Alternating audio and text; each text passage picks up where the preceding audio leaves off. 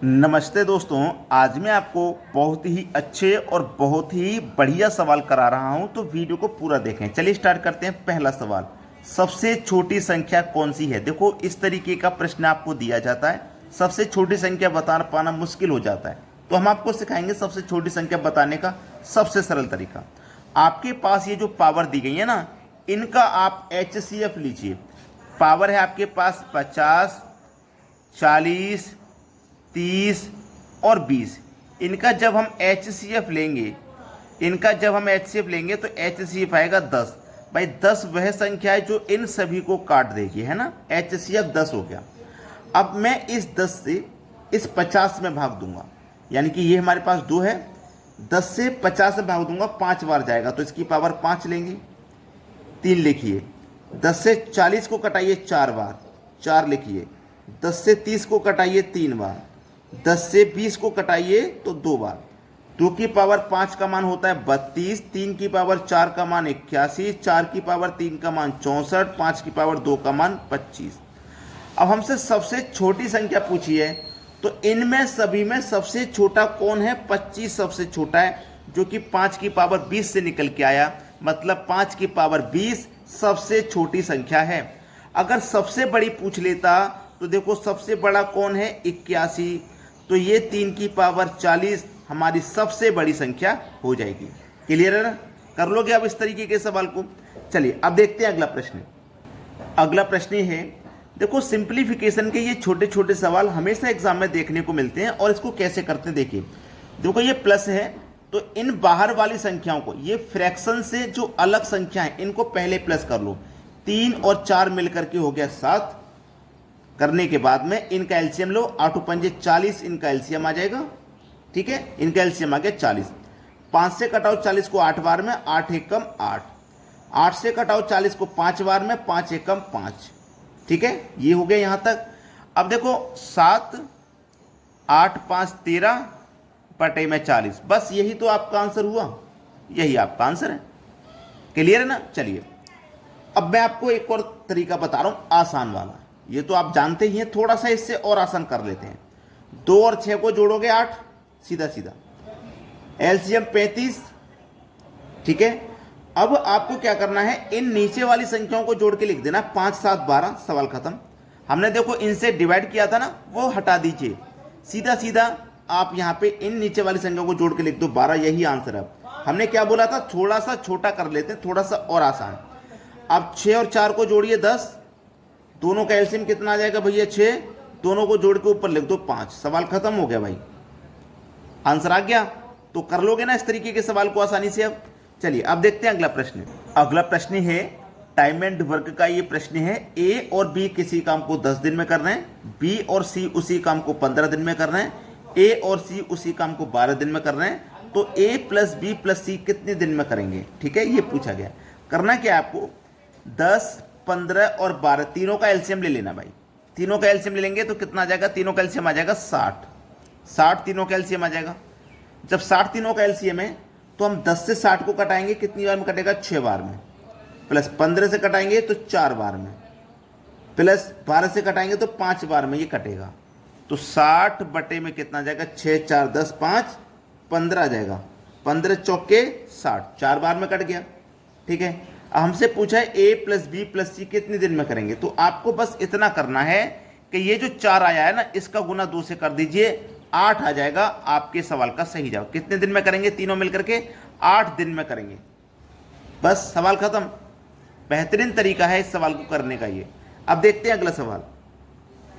अगला सवाल है, एक घड़ी 33 सेकंड में 12 बार बजती है, वह कितने सेकंड में 11 बार बजेगी? बहुत अच्छा सवाल, बहुत अच्छा सवाल है। देखो 11 बार बजने में वो 33 सेकंड का समय लेती है, 33 सेकंड का। ठीक है, 33 सेकंड का समय लेगी 11 बार बजने में, कोई बात नहीं। हमसे पूछा 6 बार बजेगी, कितने सेकंड में वो 6 बार बजेगी? तो देखो, जब 11 बार बजने में 33 सेकंड का समय ले रही, तो एक बार बजने में कितना समय लेगी? 33 बट्टे 11, है ना, यही तो लेगी, 33 बट्टे 11 का समय लेगी वो। अब उसने बोला 6 बार बजेगी, कितने सेकंड में यह 6 बार बजेगी? तो आपको क्या करना है, इससे एक कम से, 6 से एक कम मतलब 5 से मल्टीप्लाई कर देना। 11 तिया 33, ठीक है, 3 पंजे 15, 15 सेकंड का समय लेगी भाई। डी ऑप्शन बिल्कुल सही जवाब है। प्रश्न का आंसर आ गया। अब हमने 5 से क्यों गुना किया था, समझ लो अब इस बात को। देखो 1 2 3 4 5 6, जब वो पहली बार बजेगी तो वो कोई भी समय नहीं लेगी। पहली बार जब बजेगी, उसके बाद दूसरी बार तक पहुंचने में उसे कुछ समय लगेगा, फिर यहां से यहां पहुंचने में समय लगेगा, लेकिन पहली बार में कोई समय नहीं लगेगा। समझ में आया ना? इसीलिए हम एक कम करके यहां मल्टीप्लाई करते हैं। अब देखते हैं अगला सवाल। अगला सवाल है 12 डिवाइडेड बाई 11 का 2 का मान है। बहुत अच्छा सवाल। देखो 22 डिवाइडेड बाई 11 का मतलब मल्टीप्लाई कितना, 2। इसका मान पूछ रहा है क्या होगा। तो देखिए 11 से 22 कटेगा 2 बार में, और 2 का गुना 2 से हो जाएगा तो 4। सवाल खत्म हो गया। ये इस सवाल का सही जवाब है ना? गलत जवाब है ये। 4 गलत जवाब है।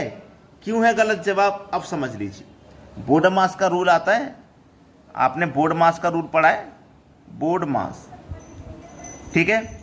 B for bracket, O for of, of का मतलब का, इंग्लिश में कहते हैं इसको ऑफ, और इसका साइन होता है मल्टीप्लाई का, ठीक है।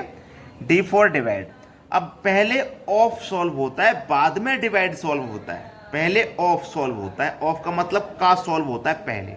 चलिए 22 डिवाइडेड बाई 11 का 2, यही तो है। तो 22 डिवाइडेड बाई 11 का मतलब क्या होता है, मल्टीप्लाई 2। तो पहले का सॉल्व होता है, पहले का, बोर्ड मास के अकॉर्डिंग, ठीक है। तो 22 डिवाइडेड बाई 11 दूनी 22, पहले इसको सॉल्व करेंगे, 11 दूनी 22।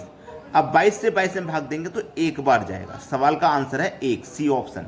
बहुत बच्चे गलती कर देते हैं यहाँ पे, तो वही चीज मैं आपको सिखाना चाह रहा हूँ, गलती नहीं करनी है। चलिए अब देखते हैं अगला सवाल। अगला प्रश्न है, देखिए ये सवाल भी एग्जाम में आते हैं और इनको कैसे करना है वो देख लीजिए। देखिए यहाँ पे क्या करना है, आप क्या करते हो कि 15 का गुना पहले 128 से करोगे, उसमें से फिर जो संख्या आएगी माइनस करोगे 13। जब लिखोगे तो गलत हो जाएगा भाई।